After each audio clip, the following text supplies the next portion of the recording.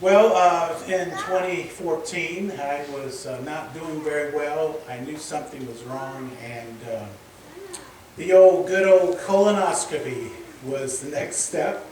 Anybody gone through that? I see everybody just loves the drinking the part of it before. That's the worst part, isn't it?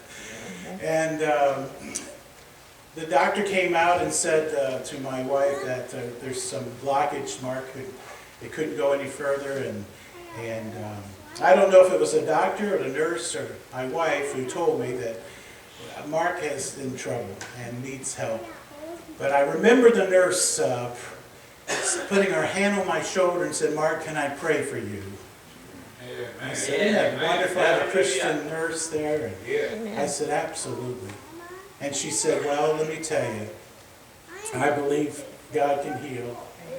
And she prayed a beautiful prayer of wisdom and healing, that God would just touch and do work. I think that was just kind of the start. Well, it turned out it was cancer, and they said it was stage 3 colon cancer. And the surgery took place, and I had a tumor about the size of the surgeon's fist had gone out of my abdomen and connected to my body there, and it wasn't good, and so I needed to go through chemo, which I did. I went through 11 treatments of chemo. My wife was my chemo nurse. Can you believe that? First hour they give you medicine so you won't be sick, because the next 2 hours are going to give you poison in your body.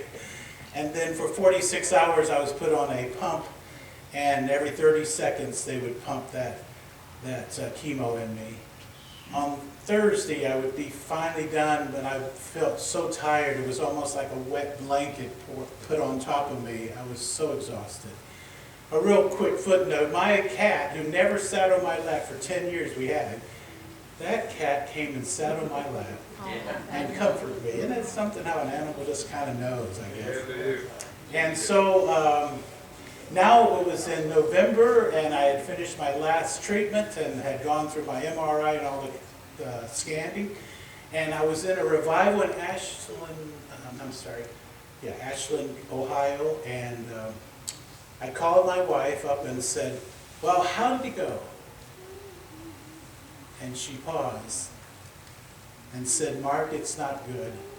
It's stage 4. It's spread to your liver, Mark."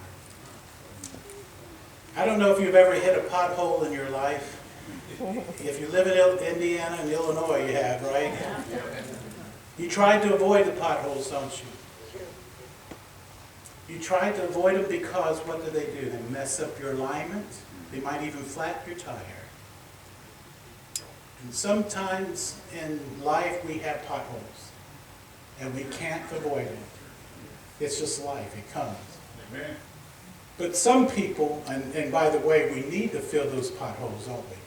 We don't need to continue to fall in those things. We need to get them filled up with the right thing. And so, sure enough, there are people who find out they have the C word, they get scared, and they find themselves going away, hiding away, sometimes shutting down, sometimes angry at God and say, "Why, God? Why me? Why my wife? Why my child?" And so it's just a tough time. But for me, Christ had done a work in my life at Olivet. I found myself saying yes to Christ as a junior in college, or a sophomore in college. And He has been so faithful during these years, all of my life. I decided that people who are going to watch me, they're going to see Christ. Amen. They're going to put Christ first in all this. I'm going to give Him glory through all of this. And sure enough, that's what I've done. And I just went through 8 more rounds of chemo and had to go through my liver surgery. And while he was in there, he found a tumor in my pelvis. It was filled with toxic cancer.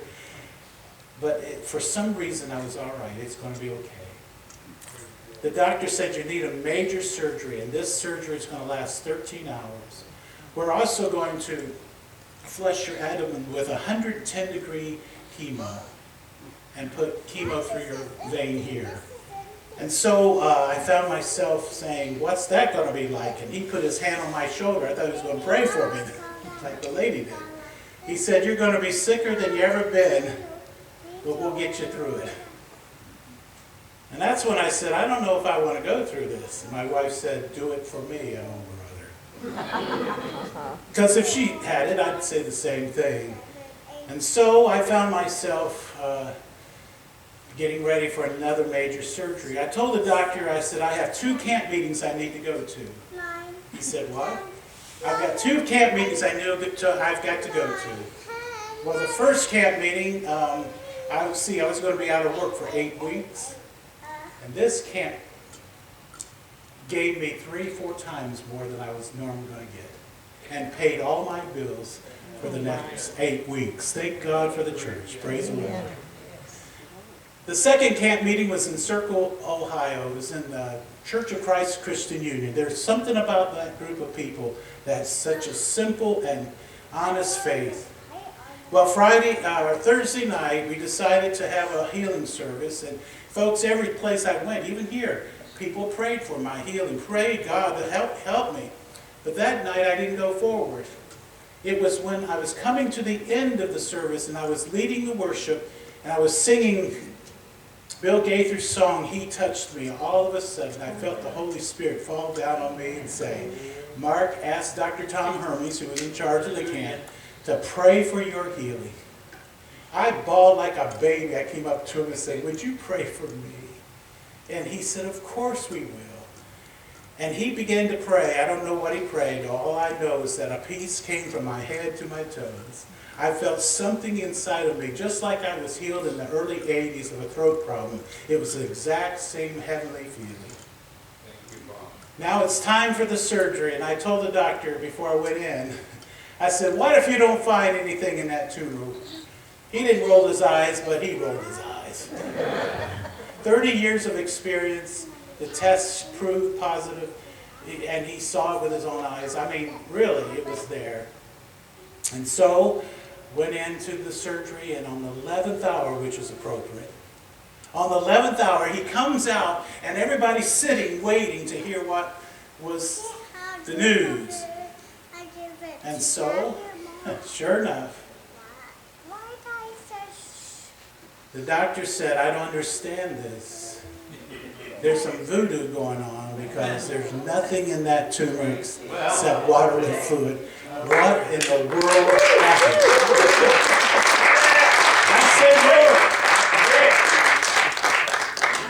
Lord. I saw him 2 months later to talk with him about everything, and he said, I told him, I said, you know, we think about you being a great doctor. And he said, we talk about you, Mark.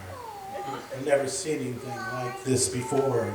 And not a bad way of retiring, to go out with something like that.